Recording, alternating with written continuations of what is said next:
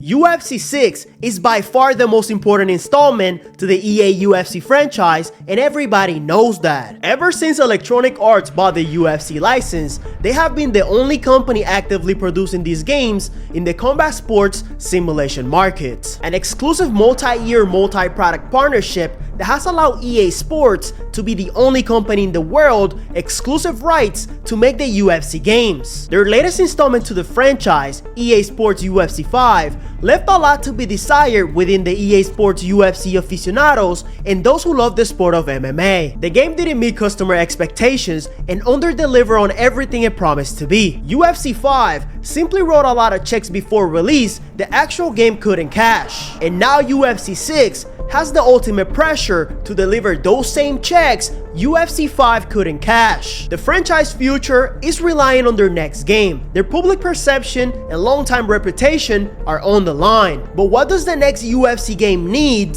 that UFC 5 doesn't have in order to be considered an exceptional game? This video will be broken down by sections where I go over things that need improvement in order to make the game successful and to resonate with those who play the game. Let's begin with the career mode, as I believe is something that truly needs a lot of work. The career mode over these past couple of UFC games have been lackluster to say the least. They're bland, without personality, and a real story. When I think of a well put together career mode or story mode, I think of Fight Night Champion, a well thought out story put together with side characters that have personality and other features that add immersion to the experience. The UFC 6 career mode needs a better written story, one where players get invested and care about the fighter's outcome, and better activities to add immersion, like mini games from UFC Undisputed 3, or pad work from EA Sports UFC 1. When meeting Dana White for the first time, needs to feel like I'm meeting the UFC president, not like I'm just meeting another NPC. Press conferences, post-fight interviews, and weigh-ins with the ability to have different choices to respond. And accordingly how players answer questions, that's the treatment they should get back. Just like NBA 2K does with press conferences on career mode, where no matter the answer, negative or positive, everything has a consequence. Better cutscenes for immersion. Unlike Fight Night Champion, where background characters have personality, the UFC career mode lacks that, and that takes away from the experience. Making better cutscenes will 100% improve immersion and make people interested in the actual story. For presentation, fighter detail, character models, and audio are big ones. Although UFC 5 does a great job at representing marquee fighters, it doesn't do the same thing for everyone. Every time a new fighter gets added to the game, they most likely end up having default post-fight celebrations, emotes, and entrances. And although some of these fighters don't have any uniqueness to them, some of them do. Adding these small details to the future game might be tedious to deal with,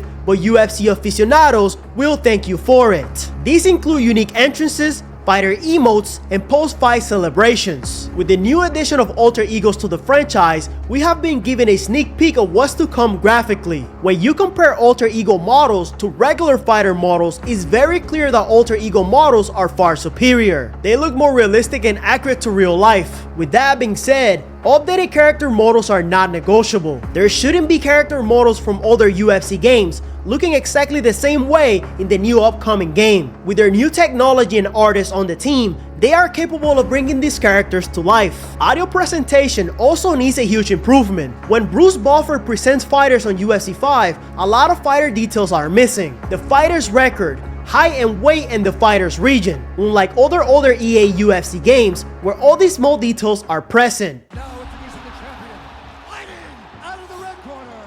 This man is a kickboxer, holding a professional record of 39 wins, 4 losses. He stands 5 feet 11 inches tall, weighing in at 155 pounds. Fighting out of New York, presenting the reigning, defending, undisputed UFC lightweight champion of the world, the Flag. And now introducing the champion, fighting out of the red corner. Ladies and gentlemen, the reigning, defending UFC middleweight champion, Sean Strickland! These are the small things people look for in the video games. For the stand-up, a different footwork system where fighters don't look like they're floating around. A good example of that would be the footwork system from UFC Undisputed 3. Whereas the fighters move around inside the octagon, it doesn't look like they're floating, and it looks realistic. A better knockdown system where unrealistic amount of knockdowns are not allowed, as in the current game feels like you can knock somebody down unrealistic amount of times, even when it feels like a certain punch, kick, or combination shouldn't knock them out. Leading to my next point, standing TKOs. If a player is getting outmatched and getting destroyed, that should lead to a standing TKO. As in real life, when a fighter is getting outmatched and is about to get hurt really bad, referees intervene the bout, resulting on standing TKOs. If done correctly, that could be another skill gap within strategy in the game. Less tracking and more manual positions. Turning down tracking will allow players to create angles and positions with footwork, and truly allow stats like accuracy and footwork to make a difference within fights. And a good example of this would be the first Undisputed multiplayer beta, where players were forced to use footwork and positioning to find punches. And that means another skill gap within striking. For the ground, grappling needs to be more intuitive, seamless, and fun. As in the current game, grappling feels like stolen positions, and once you get to the ground, everything slows down, and at times, that can get boring. Making the grappling system an even field where both fighters have a true 50-50 chance could be the solution for this. Allowing players to strike from bottom like EA MMA will make the experience better. Allow for broken bones, bad injuries, and more. Maximize the use of the N for mature rating to the fullest. Other features I would love to see in the game are community creations, a photo mode like the Callisto Protocol, a replay feature like NBA 2Ks, and crossplay. These are some good points that in my opinion the next game needs to improve on in order to be exceptional in a great game. Obviously there's more, there will always be more, but that right there was a great start. If you enjoyed this video, please drop a like. It really helps out with the algorithm. It was your host King Diaz, and thank you for watching.